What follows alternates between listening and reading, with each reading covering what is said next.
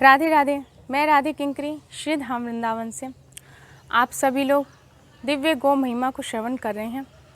गौ महिमा सब शास्त्रों में, पुराणों में, वेदों में परिपूर्ण रूप से विद्यमान है।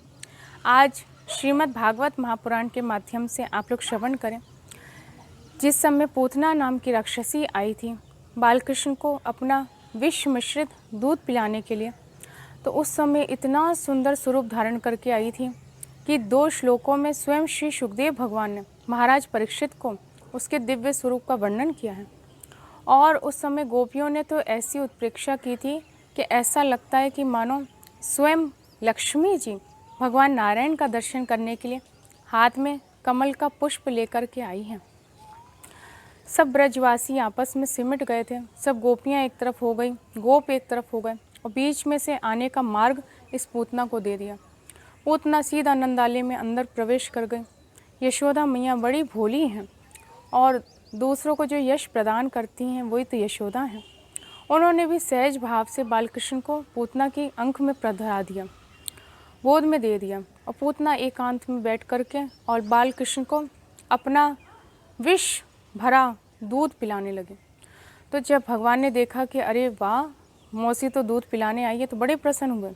लेकिन जब विष को देखा तो भगवान ने पूतना को देख करके अपने नेत्र बंद कर लिए और भगवान ने रोष के साथ में इसका दूध पिया। तो भगवान तो उसका दूध पी गए और रोष के रूप में शंकर भगवान आकर के, क्योंकि भगवान ने स्मरण किया था कि मैंने तो कभी जहर नहीं खाया है, मैंने तो सोचा था कि ब्रजवासी मुझे दही दूध माखन खवावेंगे, पर ये तो मोकू जहर खवाने आ गए हैं।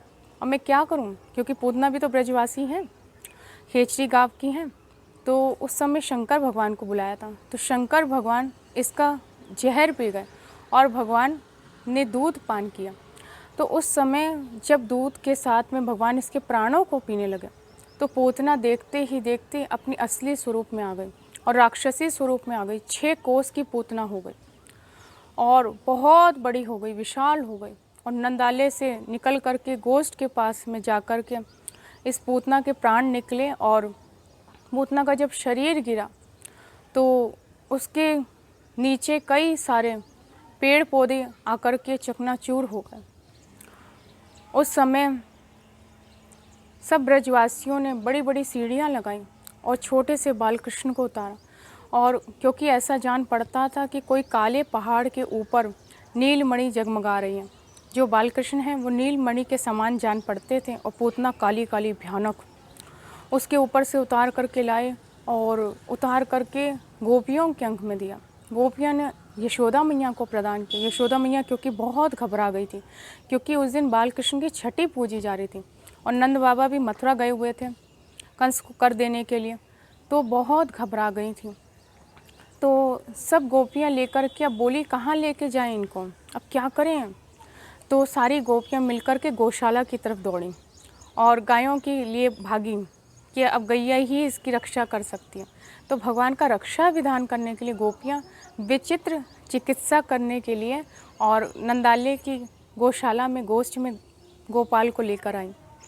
और जब लेकर आई हैं तो सुंदर झांकी का आप लोग दर्शन करिए। यशोदा मैया के अंक में तो बालकृष्ण हैं और रोहिणी मैया बलराम जी को अपनी गोद में ली हुई हैं और कन्हैया के ऊपर गाय का झाड़ा दे रही हैं। और समस्त गोपियाँ और विशेष रूप से पूर्णमासी पुरोहिताइन गो माता के दिव्य गोमूत्र से, गोरज से और गोबर से कन्हैया का अभिषेक कर रही है। कन्हैया को स्नान करा रही है, क्योंकि ये राक्षस को स्पर्श करके आया है बालक, कोई अलाई बलाई ना रह गई हो, तो उनको स्नान करा रही है।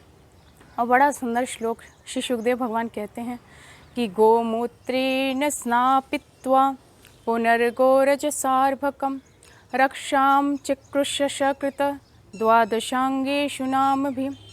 झाड़ा देती जा रही हैं और मल मल करके श्याम सुंदर के एक एक अंग को स्नान करा रही। श्याम सुंदर बड़े भारी प्रसन्न हो रहे हैं। आज उनकी प्रसन्नता को कोई ठिकाना नहीं है, क्योंकि अभी मात्र 6 दिन के हैं और आज ही उनको गोरज प्राप्त हो गई है। गोमूत्र से, गोबर से स्नान करने का सौभाग्य मिल रहा। और गौशाला में जो गायें हैं जिसकी पूँछ पकड़ करके पौर्णमासी पुरोहिताइन झाड़ा दे रही हैं, वो बार बार पीछे मुड़ कर के श्याम सुंदर का दर्शन कर रही है और उसको देख के बड़ी निहाल हो रही है।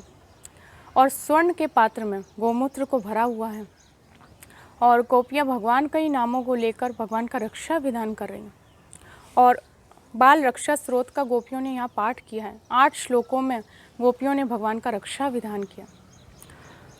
बाल कृष्ण का जब संपूर्ण रूप से गोमूत्र गोबर से स्नान करा दिया, स्नान कराने के बाद में और उसके उपरांत गोरज लगाई है 12 अंगों में और भगवान के नामों को लेकर के गोपाल का रक्षा विधान किया है कि कहीं इसको किसी प्रकार की नज़र ना लगे, इसकी सारी अलाय बलाय उतर जाए।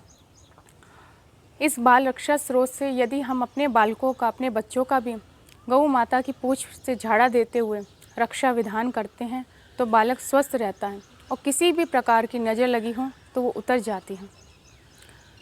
इस प्रकार से गाय की अद्भुत महिमा है, भगवान ने बताई है। क्योंकि भगवान ब्रजवासियों को इतना प्रेम क्यों करते हैं, वृंदावन को इतना प्यार क्यों करते हैं? क्योंकि समस्त ब्रजवासियों में कौन है? गोपी, गाय और ग्वाल, ये तीनों बसते हैं यहाँ पर और ये तीनों के अंदर भरपूर एक जैसा तीनों का स्वभाव है। जैसा स्वभाव गायों का है वैसा ही स्वभाव गोपियों का, ग्वालों का है। गौओं से अत्यंत प्रेम करते हैं तो भगवान ब्रजवासियों से अत्यंत प्यार करते हैं और ब्रजवासियों को किसी भी क्षण, किसी भी कीमत भगवान भूलते नहीं हैं। तो इस प्रकार से आपने दिव्य गौ महिमा को श्रवण किया। आगे भी आप गौ महिमा को श्रवण करते रहिए। राधे राधे। जय गौ माता, जय गोपाल।